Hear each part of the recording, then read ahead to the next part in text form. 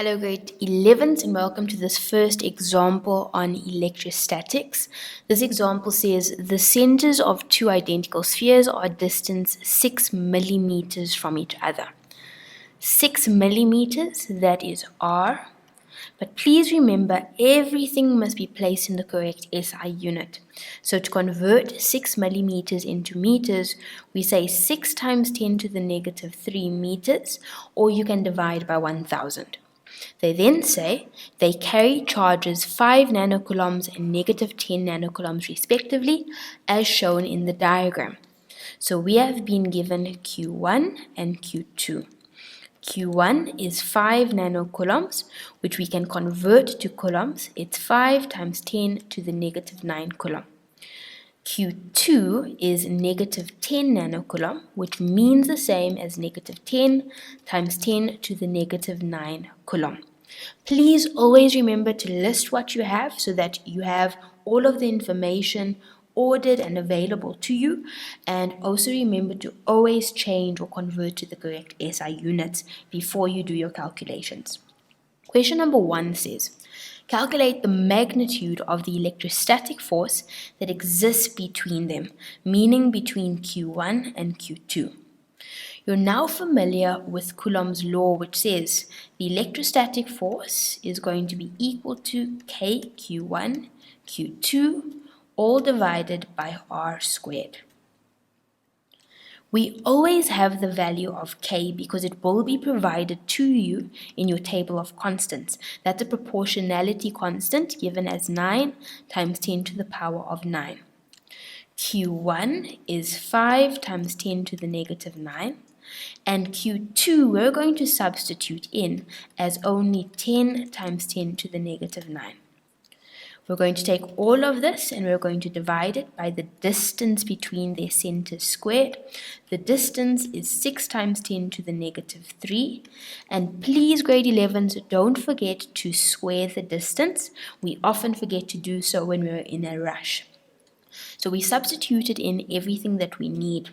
At this point, you might be wondering why I did not substitute in the negative sign on the negative 10 nanocoulomb.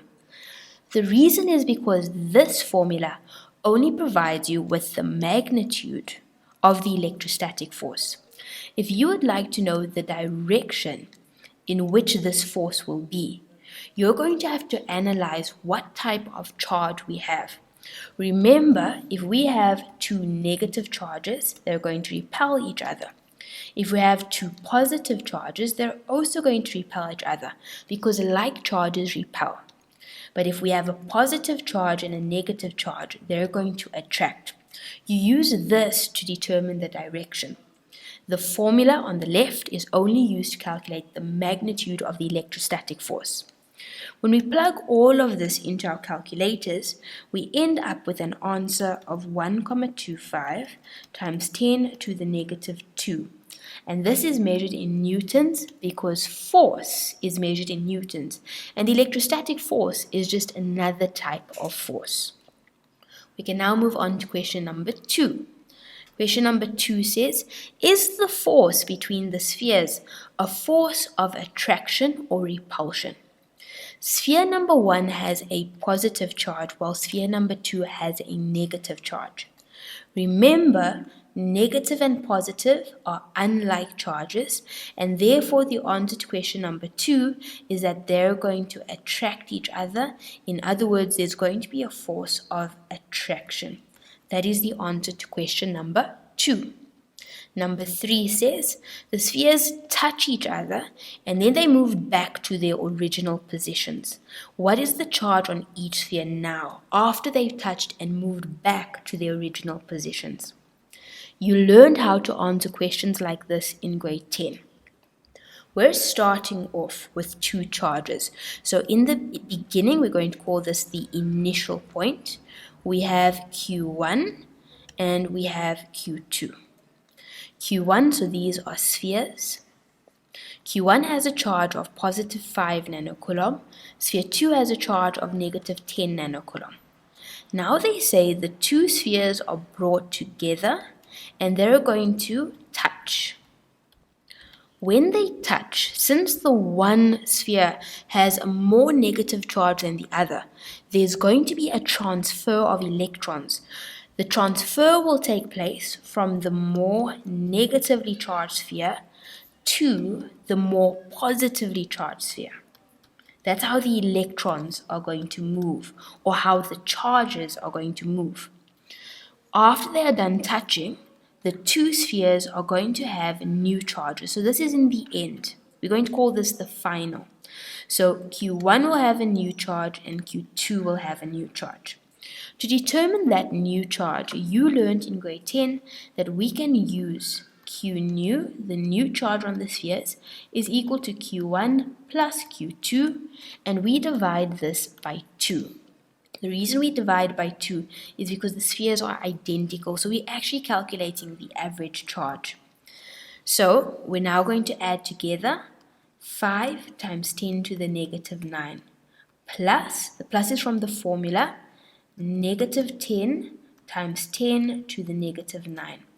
We're using the correct SI units here, that is why I have negative 9 on the tens. We divide by 2, and in the end, we end up with the new charge being negative 2,5 times 10 to the negative 9 coulomb.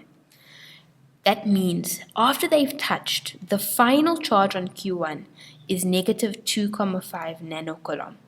The final charge on Q2 is also negative 2,5 nanocoulomb. That is the charge that we end up with on the spheres. Now we can move on to the next question, question number 4, which is how many electrons are transferred when they touch and in what direction? There are 2 questions being asked here. Let's start off with the last part, in what direction? So this is the answer to question 3. We're now on question number 4. Please remember, charge, electrons specifically, will always move from the more negative object to the more positive object. In this case, Q2 started off with a charge of negative 10. Q1 had a charge of positive 5. That means Q2 is more negative while Q1 is more positive. So when the two spheres touched, the electrons will move from Q2 to Q1. There is a transfer of electrons from Q2 to Q1. A transfer of electrons means that there is a transfer of charge, and the symbols that we use for the transfer of charge is change in Q, or you can say Q transferred. So we're interested in the number of electrons that were transferred. The only formula that you know that will allow you to calculate the number of electrons is the number of electrons is equal to Q, the charge, divided by the elementary charge, or the charge on an electron. This formula is the formula that we obtained based off of the principle of quantization of charge that you learned about in grade 10. Now, if you look at this formula, we are interested in the number of electrons that were transferred.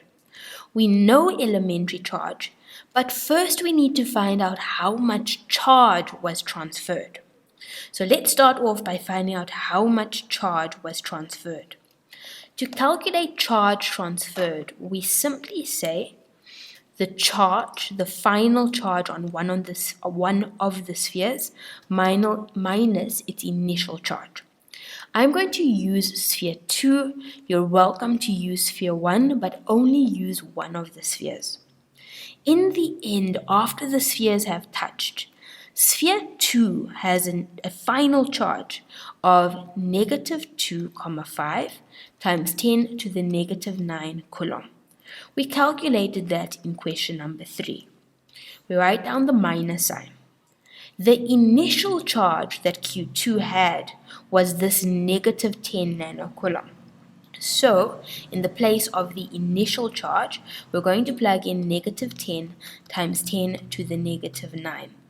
I'm using brackets especially because this charge is negative, and we want to make sure that we first put in the negative from the formula and then put in the negative that belongs to the charge. When we do this calculation, either in our heads or on our calculator, we end up with an answer of 7,5 times 10 to the negative 9 coulomb. This is the amount of charge that was transferred, the charge that left Q2 and moved on to Q1. We have the charge now, so we can go back to this formula over here. In the place of Q, we're going to plug in the charge that was transferred. So we now say the number of electrons is equal to the charge transferred divided by QE. The charge transferred is 7,5 times 10 to the negative 9 coulomb. Elementary charge, or the magnitude of the charge on an electron, is 1,6 times 10 to the negative 19. This value is provided to you on your formula sheet in the table of constants. And in the end, we end up with 4,7 times 10 to the power of 10 electrons that were transferred. Now let's say you instead used Q1 instead of Q2. All that would have happened here is you would have obtained a negative answer over here. That means you would have substituted a negative value in over here. And in the place of elementary charge, you would plug in the charge on an electron, which is negative 1,6 times 10 to the negative 19. And that would get you the correct answer. All right. So it does not matter if you use Q1 or Q2 as long as you are consistent. This is the final answer to question number 4, and this brings us to the end of this example.